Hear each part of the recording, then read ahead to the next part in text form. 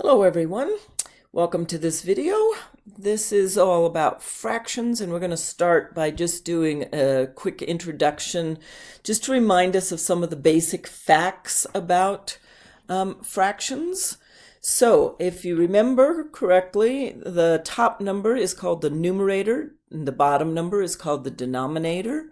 And what the bottom number tells us is if we have something, the bottom number tells us how many even parts we divide that thing into. Then the top number tells us how many of those pieces we are interested in, or we're going to use, or we want to talk about, or whatever. So that's the numerator and the denominator. Now keep in mind that the top number, the numerator, if it is less than the denominator, the bottom number, then the fraction is called a proper fraction. If, however, the top number is equal to, the numerator is equal to or greater than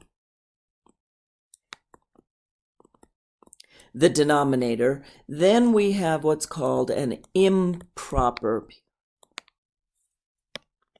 if I can spell it correctly, fraction, a proper and an improper fraction. So just a reminder there.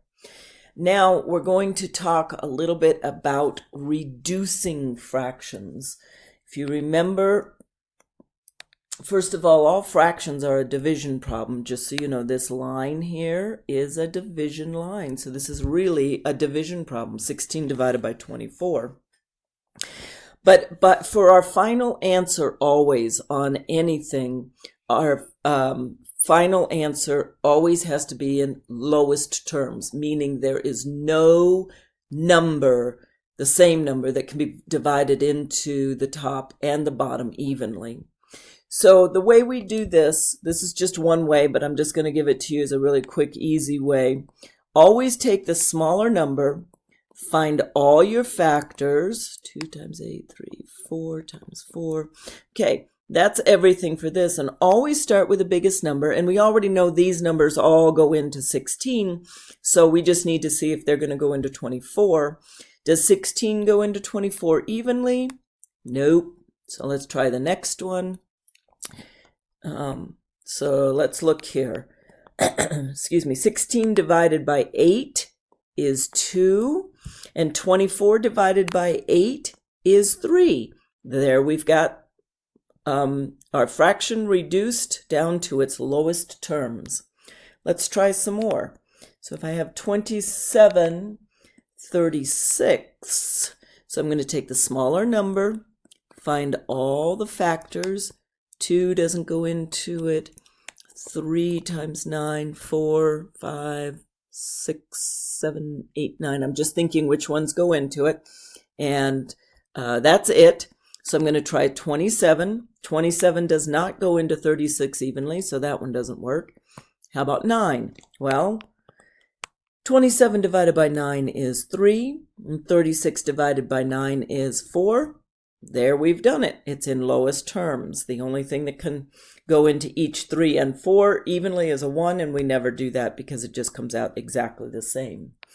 So let's look at this one.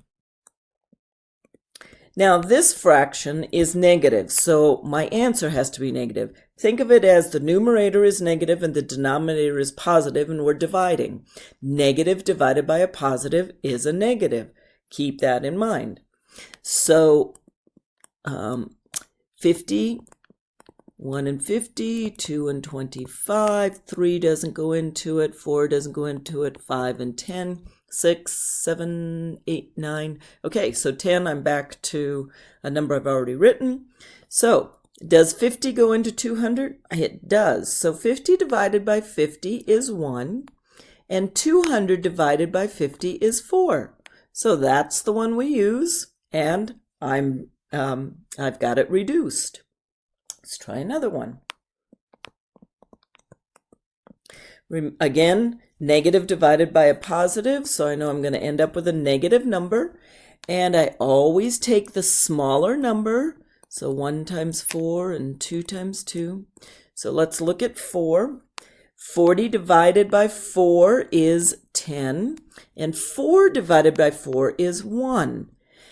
But anything divided by 1 is itself, and we never ever leave a 1 in the denominator. Okay? So if you have a 1 in the denominator, you just take the numerator and that's your final answer. Okay? Let's look at this guy. Okay? So 200 divided by 200 is 1, and 200 divided by 200 is 1, and 1 divided by 1 is 1. Keep in mind, anything over itself is always 1. Okay? Doesn't matter what it is. So the first thing I look at here is I've got a negative divided by a positive, so I know my answer is going to be negative. And 547 divided by 547, anything over itself is 1. So in this case, this one's negative 1. Okay. We got 20, just another couple of examples here. So I'm going to take 20, that's 1 and 20. 2 and 10, 3 doesn't go into it, 4 and 5. I already have 5, which is the next one, so I've got everything. So 20 does not go into 32. 10 does not go into 32 evenly. 5 does not go into 32 evenly. And you see how I always go from the biggest numbers down. That helps me find the biggest number that will go into both of these evenly. 4, let's try that one. 20 divided by 4 is 5, and 32 divided by 4 is 8. That worked.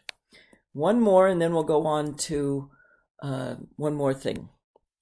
Okay, 50 60-thirds. So again, I take the smaller number, 1 and 50, 2 and 25, 3, 4, 5, and 10.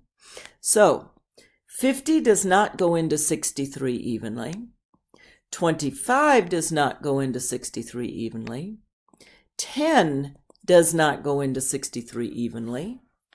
5 does not go into 63 evenly. And 2 does not go into 63 evenly, which means there's no number except 1, which of course we never do because they come out exactly the same. Okay, one number that will go into each of these, the same number into each of these evenly. So this just means that this is already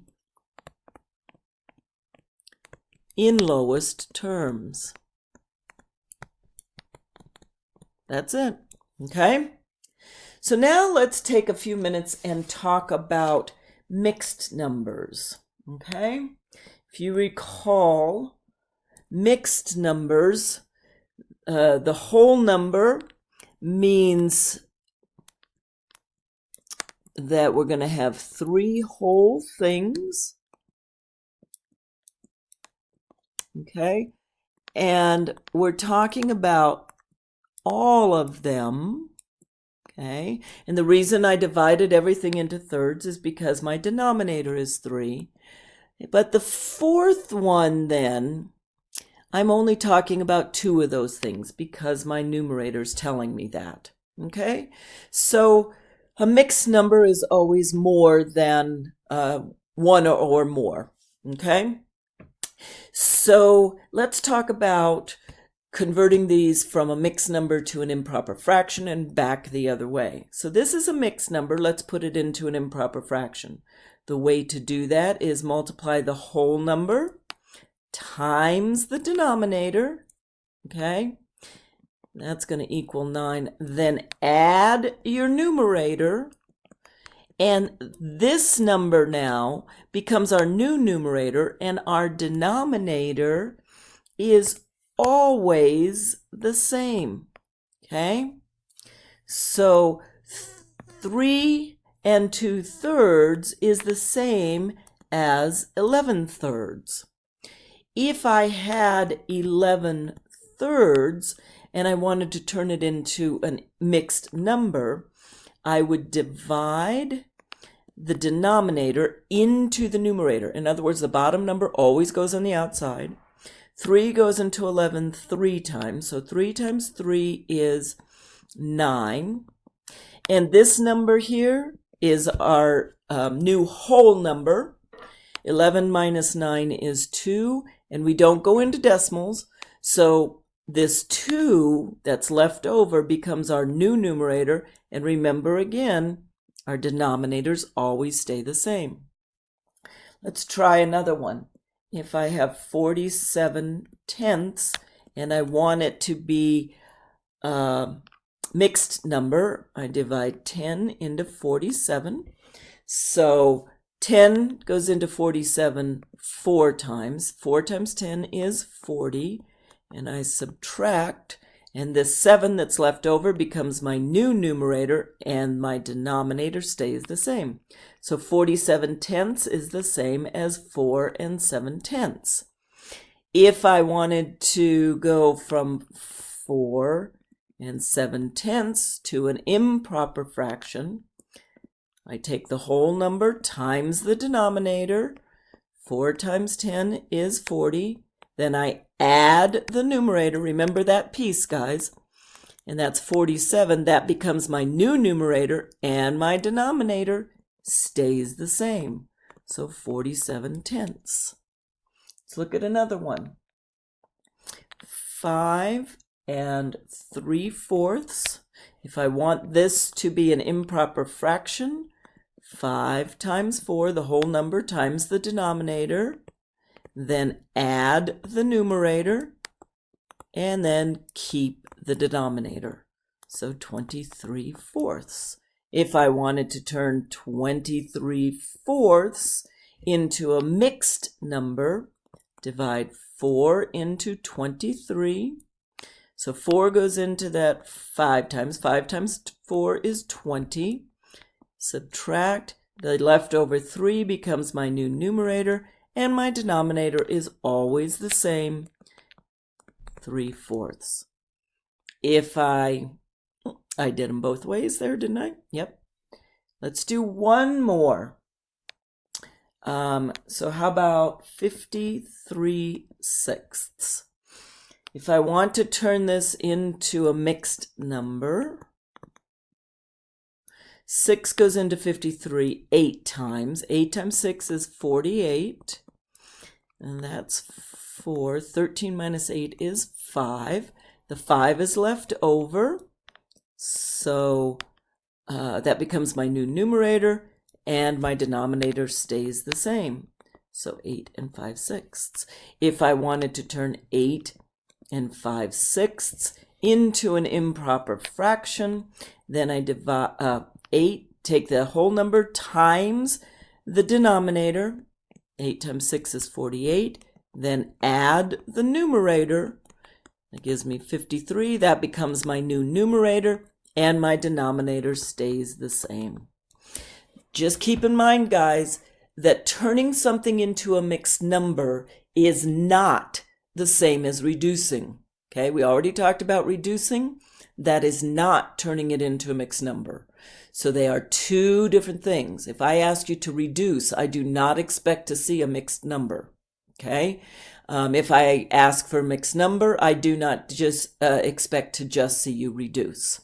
So have fun with that, and the next video will be about multiplying and dividing fractions.